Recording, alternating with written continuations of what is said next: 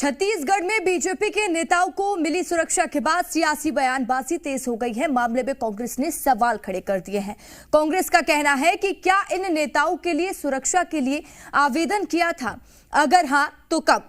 वहीं कांग्रेस का सवाल है यह भी है कि क्या छत्तीसगढ़ में केवल बीजेपी के नेताओं को ही सुरक्षा की जरूरत है और किसी को नहीं।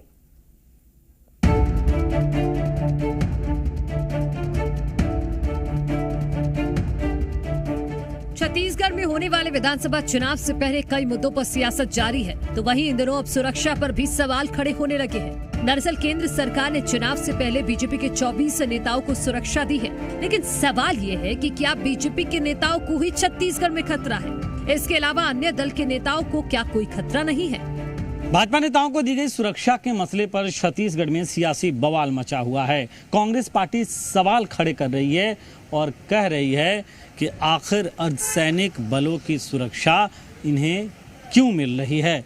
वहीं दूसरी तरफ रविशंकर प्रसाद, जो पूर्व केंद्रीय मंत्री भी हैं, उन्होंने पलटवार किया। उन्होंने कहा है कि छत्तीसगढ़ में सरकार है कांग्रेस पार्टी की, वो तो सुरक्षा मुहैया करा ही सकते थे, लेकिन धर्मांतरण कैसे हो रहा है, धर्मांतरण को रोकने के लिए सरकार कदम क्यों नहीं उठा रही है। इसके अलावा भी हिंदू देवी देवताओं के मंदिरों को तोड़े जाने का मसला भी उन्होंने उठाया और सरकार को इस मसले पे घेरने की कोशिश की। मतलब कि समझिए कि सुरक्षा देने का मसला अब सनातन से जुड़ता हुआ दिखाई दे रहा है। छत्तीसगढ़ की राजनीति में अब ये सुरक्षा का मुद्दा गरमाता ही जा रहा है। मामले में कांग्रेस के संचार प्रमुख सुशील आनंद शुक्ला ने भी सवाल खड़े किए हैं। केंद्र सरकार ने भारतीय जनता पार्टी के 24 नेताओं को एक्स श्रेणी की सुरक्षा दी है।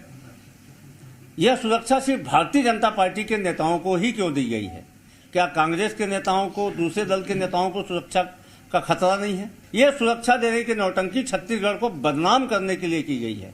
भारतीय जनता पार्टी के पास में मुद्दे नहीं है, तो इस प्रकार कभी ईडी को आगे करके भ्रष्टाचार की बातें करते हैं, कभी आईटी को आगे करके बात करते हैं। अब ये केंद्रीय सुरक्षा बलों का दुरुपयोग करके चुनाव में राजनीतिक माहौल बनाने की कोशिश कर रहे हैं। छत्तीसगढ़ की सियासत सुरक्षा पर जारी है, तो चुनाव से पहले दावों की भी भरमार है। बीजेपी के प्रदेश अध्यक्ष अरुण साव ने कांग्रेस के प्रत्याशियों के नाम अब तक सामने नहीं आने पर तंज कसा है।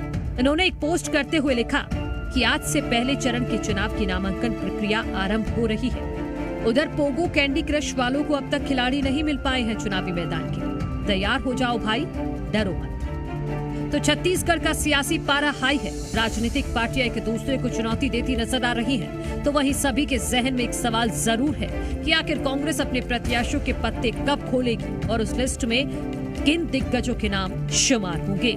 ब्यूरो रिपोर्ट, जी मीडिया।